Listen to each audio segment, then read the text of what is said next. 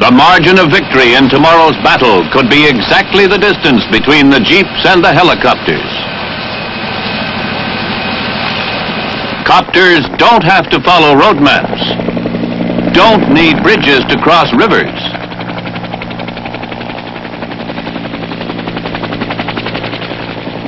But do move troops more swiftly than ground carriers. In an age of nuclear firepower, mobility is a good defense, but the best defense is a good offense.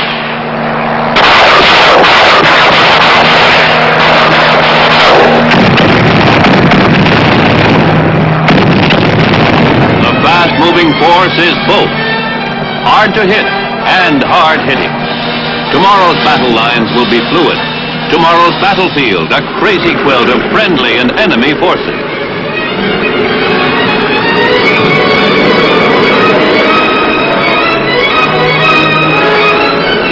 The force that can concentrate, hit, disperse, hit again, punch men and equipment into the breakthrough will be the irresistible force.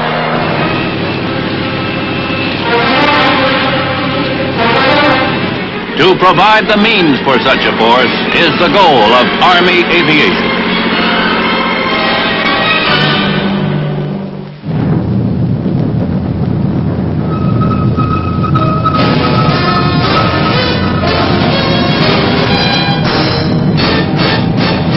The United States Army presents The Big Picture, an official report produced for the armed forces and the American people.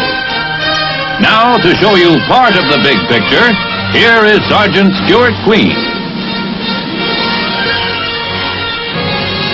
Army aviation is not a branch, not as it once was a corps, not a specialized unit, nor is it simply an adjunct to the artilleryman.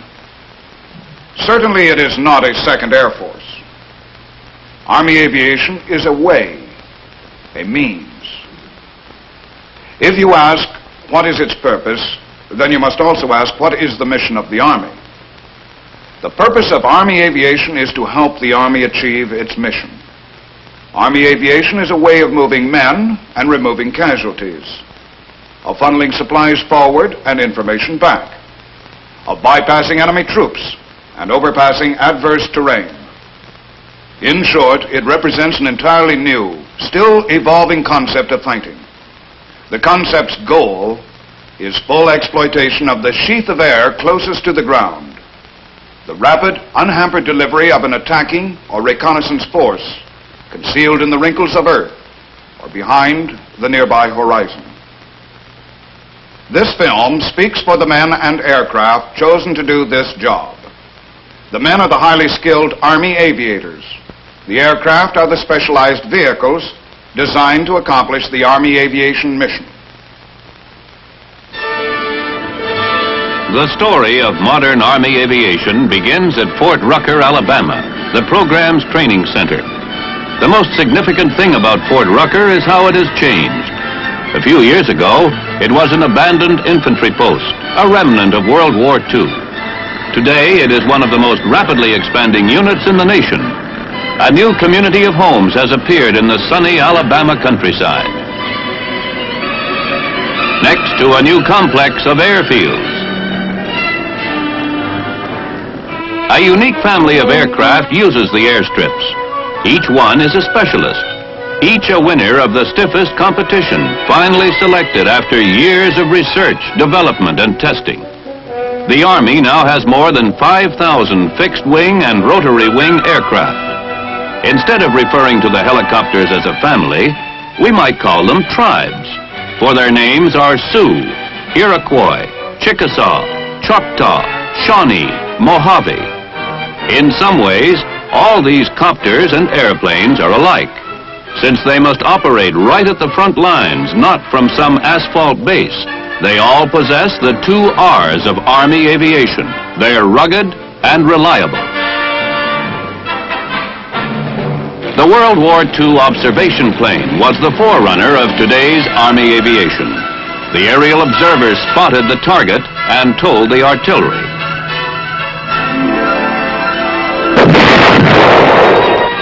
The Bird Dog is a direct descendant of that World War II plane with the same mission, fire control.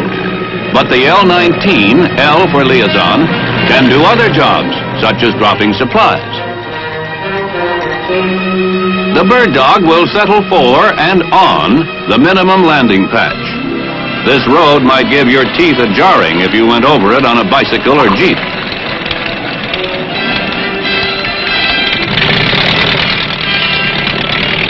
The L-19 lands in the length of 2 football fields.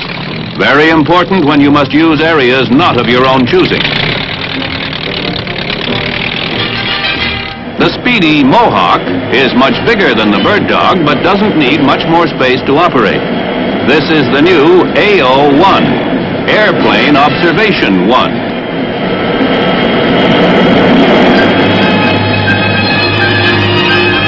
The bug-eye canopy permits a good look all around. The lines of sight of pilot and observer can meet just 36 feet below the plane. The wide-ranging Mohawk can see with all-weather radar and bring back film from cameras in the fuselage. If the Army has to move small teams a great distance within the battle area, it turns to the L-20 Beaver.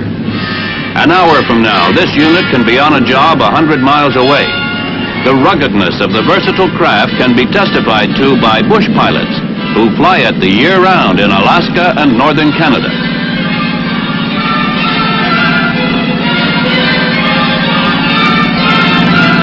The ever-increasing demands for quick movement mean that more and more men of a ground army must move through the air. The Beaver gives the Army dependable transportation.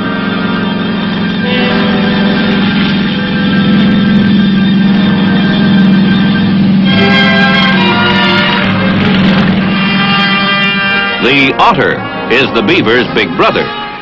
It may not look like a big plane, but 8 troops with all their combat gear can fit into the Otter's belly.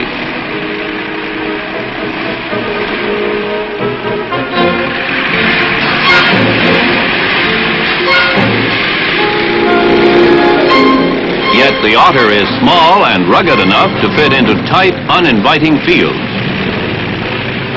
Note the type of land from which these Otters are taking off. But the latest word in Army transport is caribou. The AC-1, C for cargo, carries 3 tons of materiel or 32 troops.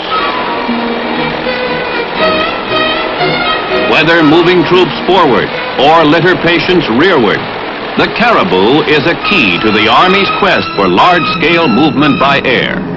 Although this is the Army's biggest plane, it takes off in less space than the Otter. The appearance of the caribou in the air announces a new era for the Army in moving masses of men within the battle area.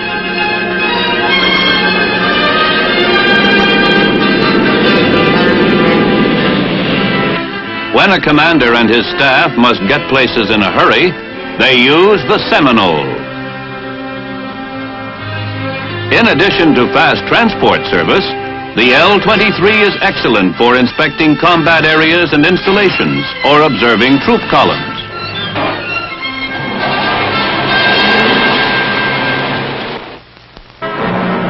This commander will be sitting down to problems at a post 100 miles away in the time it takes a commuter to get to work. But it's the helicopter that gives Army aviation its distinctive character. The chopper, as Army aviators call it, can get in and out of places inaccessible to airplanes. Invaluable for reconnaissance and a host of other duties, as military men began to realize during the Korean War.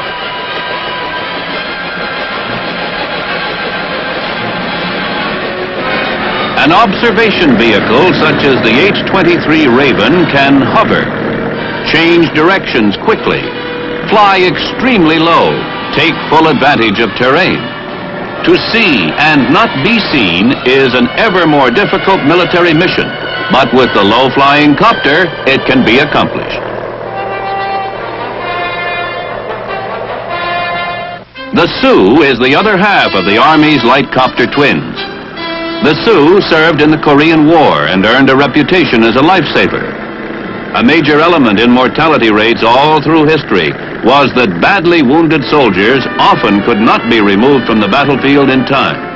That changed with the helicopter.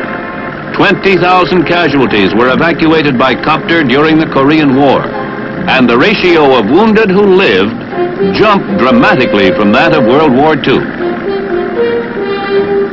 Pilots reassure an injured man. For a flight in the litter of a helicopter is a strange experience.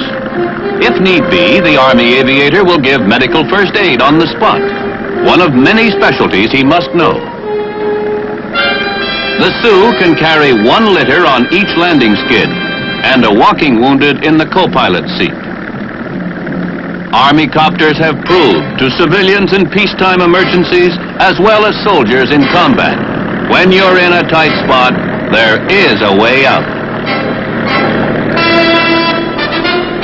Sailing into our picture now, the Iroquois, the Army's first helicopter powered by gas turbine engine. Designated HU-1, HU for helicopter utility, the Iroquois is a crackerjack of all trades, frequently serving as an air ambulance for the Medical Service Corps.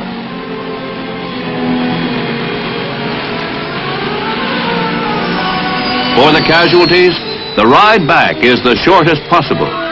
The Iroquois, sometimes called an aerial hot rod, has just set 7 international speed and climb records. This modern helicopter actually climbs faster than some World War II fighter planes.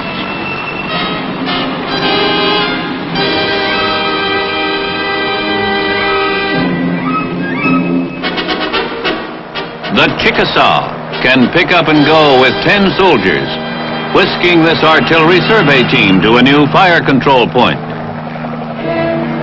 As copters get bigger, they need longer rotor blades to bite the air.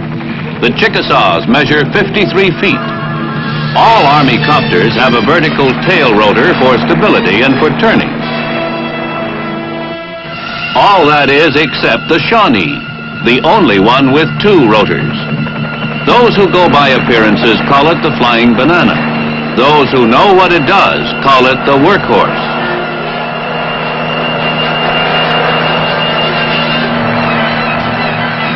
Without a copter, it would be virtually impossible to remove this damaged bird dog. But now the plane will fly again another day on its own.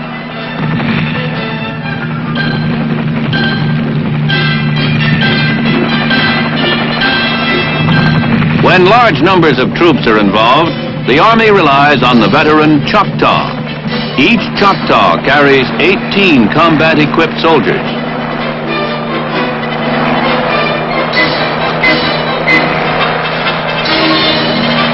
The H-34 also can ferry a jeep or howitzer with its sling. Here are combat scenes never acted in any war that has been fought. Here is a new capability to thrust battle units into action. The possibilities are limitless. Troops vaulting ahead to exploit the effects of nuclear weapons. Reinforcements leapfrogging in to bolster a surrounded unit. Attackers materializing where the enemy least expects. The giant Mojave acts in concert. This Goliath can disgorge 3 jeeps or 23 combat troops. The Mojave can move with the fastest helicopters, driven by 2 engines outside the fuselage. This, then, is our cast of vehicles to give the Army unprecedented mobility through the air. For a different look at aerial mobility and maneuverability, let's tune up the fiddles and gather round these Sioux at a square dance. Swing your partners.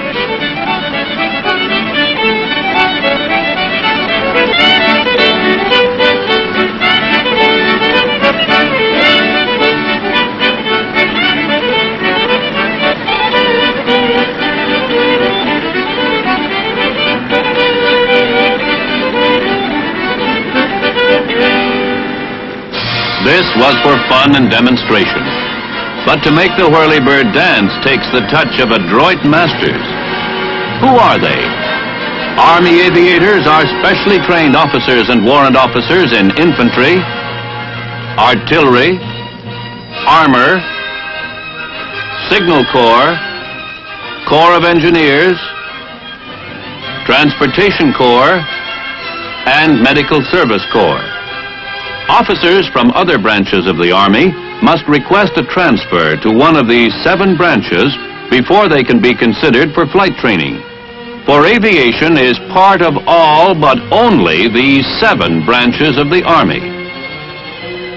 Flight proficiency in fixed or rotary wing craft, or both, earns the Army Aviator's Badge. On completing flight training, aviators may go back to their respective branches to resume regular duties, but they commonly are assigned to what is called branch immaterial. That is, performing one of their flying specialties, such as casualty evacuation, wire laying, resupply, road reconnaissance, artillery control. Army aviators, then, are first of all Army officers. They must be able at all times to carry out the duties of their rank and branch of Army, and they must be ready to handle a variety of air assignments. Put another way, much is expected of them and their aircraft. The hardy bird dog, speedy Seminole, sturdy beaver, the Otter, Sioux,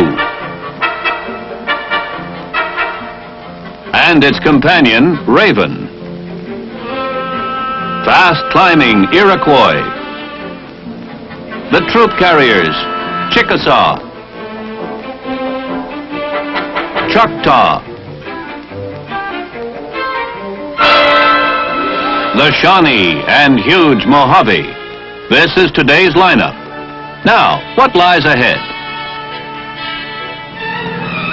The next helicopter to join the Army will be the Chinook, the HC-1. HC for helicopter cargo. Here is an earlier, smaller version. Even so, its value is readily apparent. A Little John missile is quickly rolled out and set up.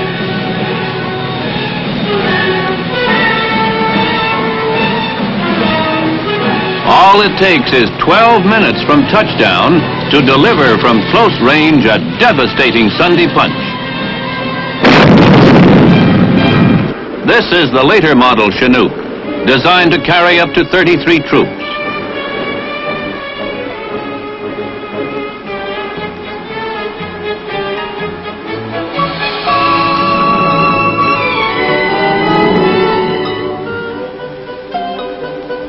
In addition to carrying more troops, the Chinook will fly farther and faster than any copter the Army now has.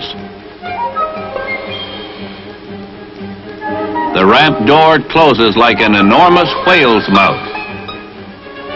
The Chinook will team with the big Caribou plane to do the Army's heavy-duty moving.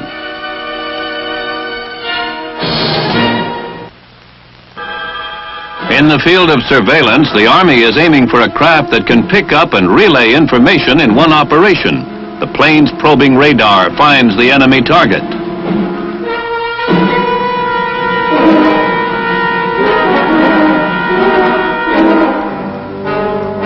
The exact positional information is channeled to the artillery, and in moments, a missile is on its way.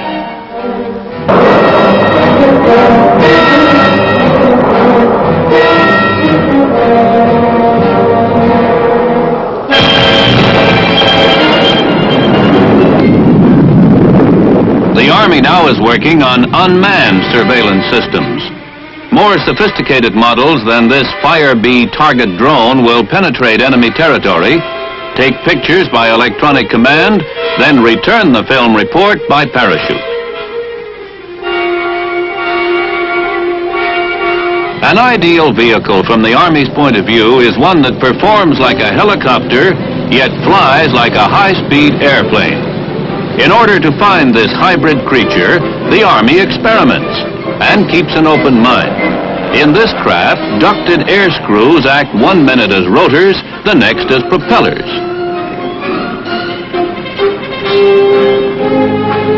If you're undecided just where to set down, why, there's no rush.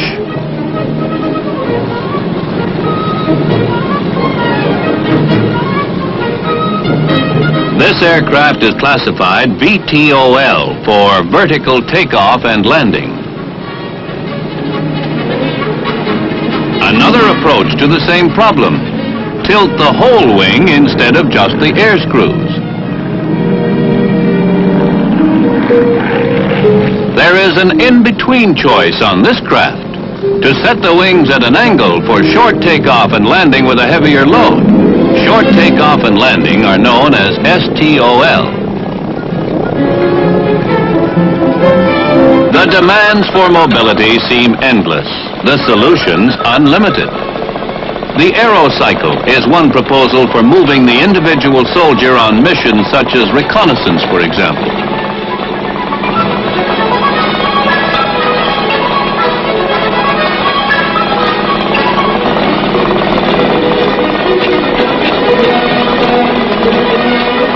A courier needs something light, maneuverable, uncumbersome.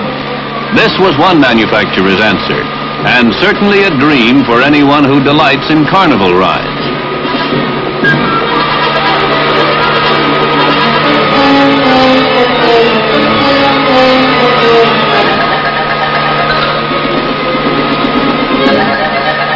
On the other hand, the Army has explored the feasibility of using the helicopter as a flying crane. A cardinal principle in the quest for mobility is that anything goes until proven otherwise. Take this convertible. Not exactly light as a feather, but it travels on air.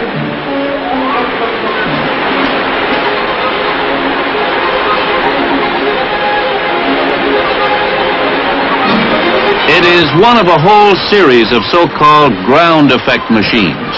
Experimental vehicles that generate and glide on a cushion of air.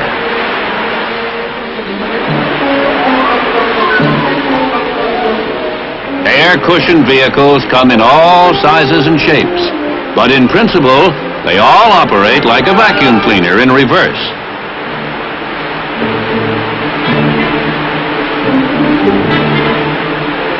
This one, you probably guessed, is nicknamed Flying Donut.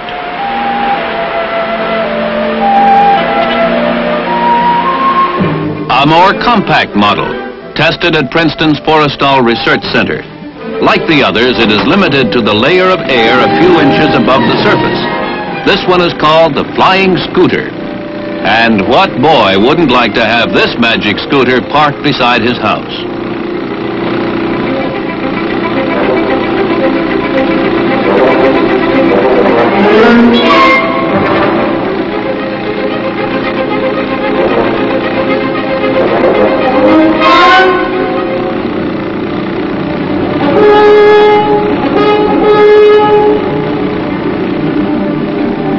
The Aircar is another ground effect machine the Army has shown an interest in.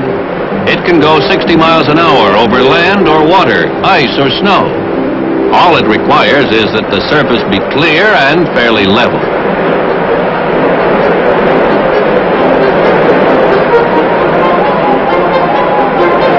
The Aircar is held up by 1/10 of a pound of air pressure per square inch. It is driven and steered by air jetted through side vents.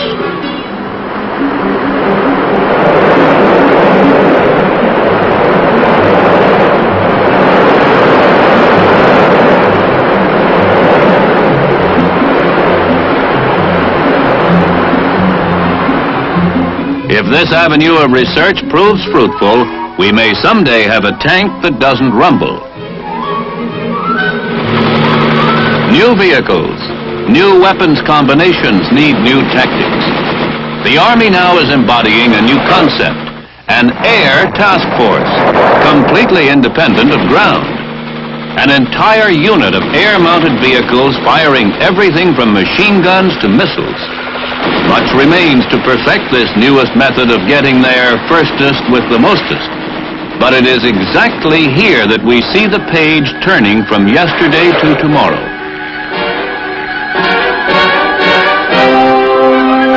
What all this is pointing to someday is a weapon and vehicle designed as one. A device that will fly extremely fast, low, quietly, be highly maneuverable, and fire the ultimate weapon.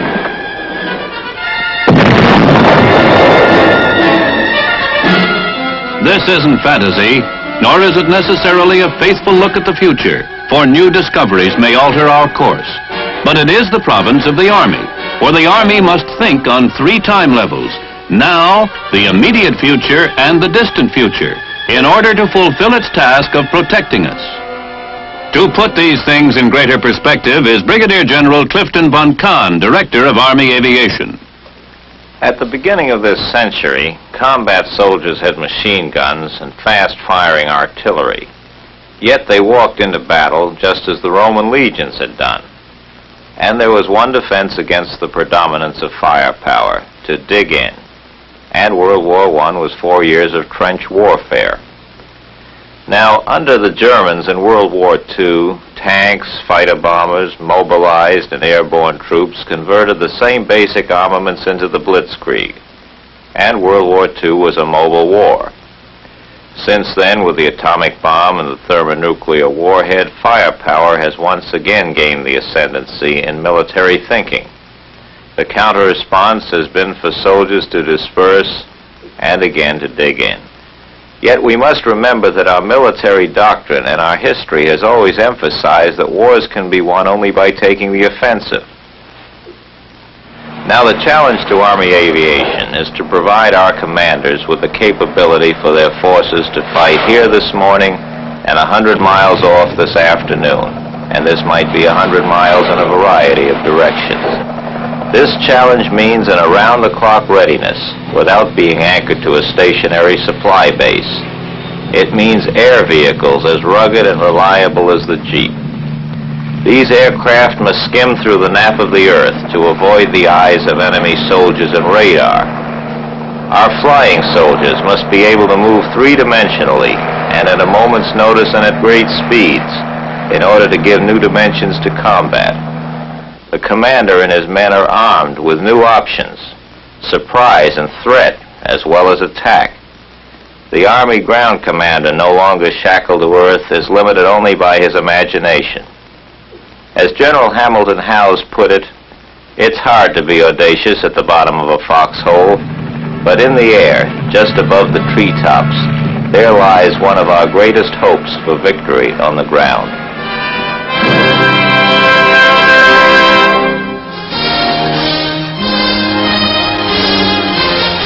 The big picture is an official report for the armed forces and the American people. Produced by the Army Pictorial Center. Presented by the Department of the Army in cooperation with this station.